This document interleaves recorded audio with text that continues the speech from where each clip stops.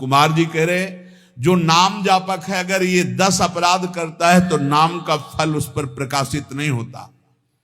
गुरु अवज्ञाम साधुनाम निंदाम भेदम हरे हरौ वेद निंदाम हरिर्नाम बलात् पाप शमीहनम अर्थवादम हरिर्नाम्नि पाखंडम नाम संग्रहे अलसे नास्तिके चैव हरिनामोपदेशनम नाम विस्मरणम चापि नामन्य नादरमेव च संत्यज्येद दूरतो वत्स दोषानेतान सुदारुणान। हे वत्स, इन 10 अपराधों से बच गए तो नाम तुम्हें भगवत प्राप्ति करा देगा। अगर ये 10 अपराध है तो ये दारुण अपराध नाम का प्रकाश नहीं होने देते। पहला, नामदाता गुरु का अपराध, उनकी अवज्ञा, उनका अनादर। गुरुर अवज्ञा पहला अपराध है। जो नामदाता गुरु की अवज्ञा करता है, चाहे जितना सर के बल खड़े होकर के साधन कर लो, वो मंत्र और नाम सिद्ध ही नहीं हो सकता, क्योंकि मंत्रदाता का अपराध करने वाले के हृदय में कहीं मंत्र प्रकाशित होता है।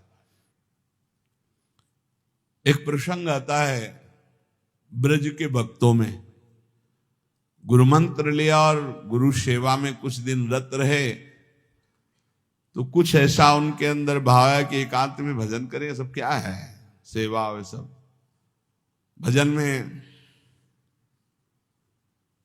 एक दिन उनके गुरुजी ने उनके पास सूचना भेजी कि आ जाओ, बहुत हो गया। सोचा, और गुरुजी कुछ दिन में पधार गए। सारा भजन साधन सब खत्म। अब उनके सारांश में बताया तो बहुत बड़ा उनका प्रसंग, बहुत व्याकुलता हुई उनकी। सब संतों से, बड़े बड़े संतों से पूछा, बिल्कुल ऐसी बहिर्मुखी स्थिति, कोई भजन नहीं, कोई। उनका गुरु अवज्ञा हो गई, गुरु अपराध हो। बोले अब कैसे, गुरु जी तो पधार गए।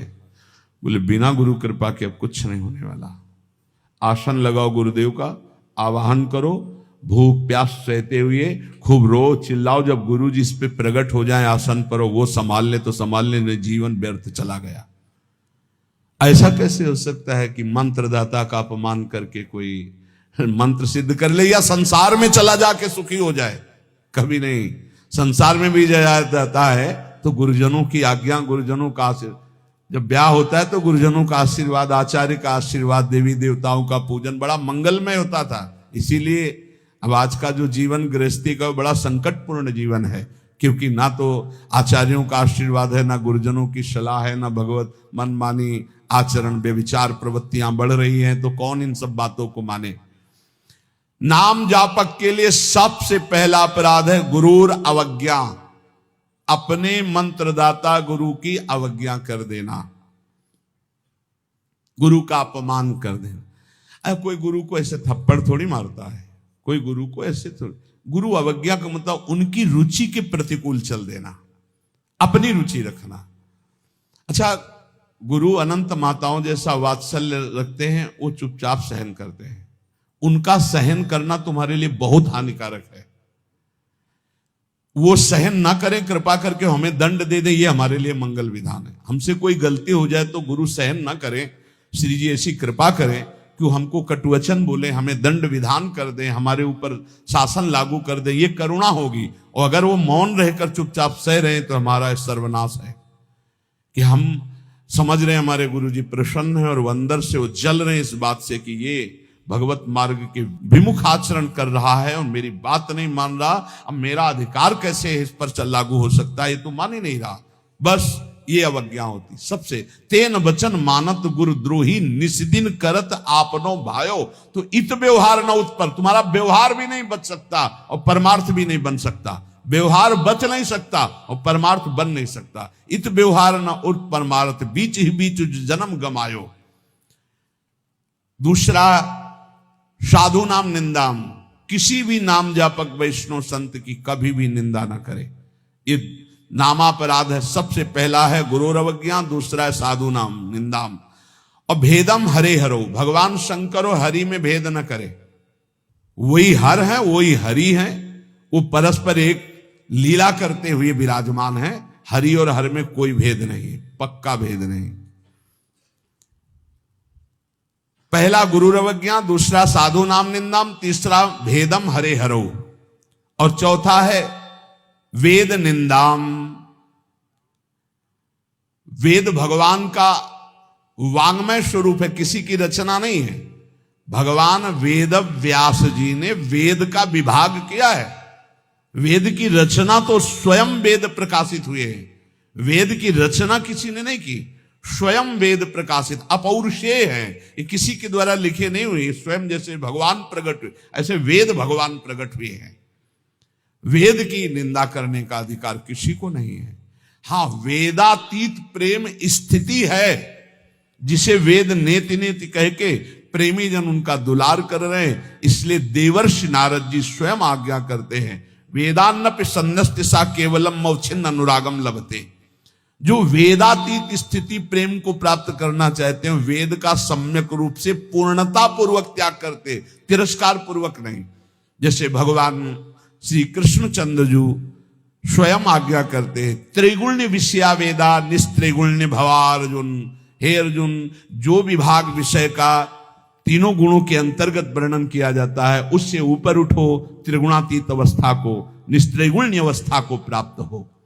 वेद की निंदा करने का अधिकार किसी का नहीं। वेद अपौरुषेय भगवान का वांग्मय स्वरूप है। जो वेद की निंदा करते वो कभी भी नाम जापक, सफल नाम जापक नहीं हो सकते। हरे नाम बलात् पाप शमीहनम। जिन्होंने महिमा सुनी कि भगवान के नाम जप से पाप नष्ट हो जाता है, नाम संकीर्तनम यस्य सर्व पाप प्रणाशनम। अब वो बलपूर्वक उत्साह पूर्वक पाप करते हैं और सोचते हैं नाम कीर्तन कर लेंगे तो पाप नष्ट हो जाएंगे, उनको नरक मिलेगा क्योंकि नामापराध कर रहे हो। भगवान नाम के बल पर पाप करना, कि वो नाम कीर्तन कर लेंगे ना सब पाप नष्ट हो जाएंगे।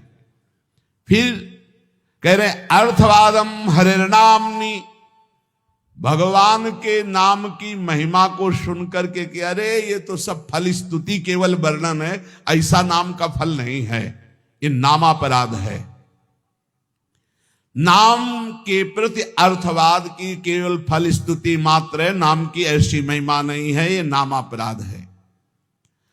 और पाखंडम नाम संग्रहे, नाम लेने में पाखंड फैलाना, नाम की आड़ में व्यभिचार करना, नाम की आड़ में रुपया कमाना, नाम की आड़ में मनमानी आचरण करना, ये पाखंड है। ये नाम में पाखंड फैलाना, ये सब पाखंड की अंतर्गत आता है।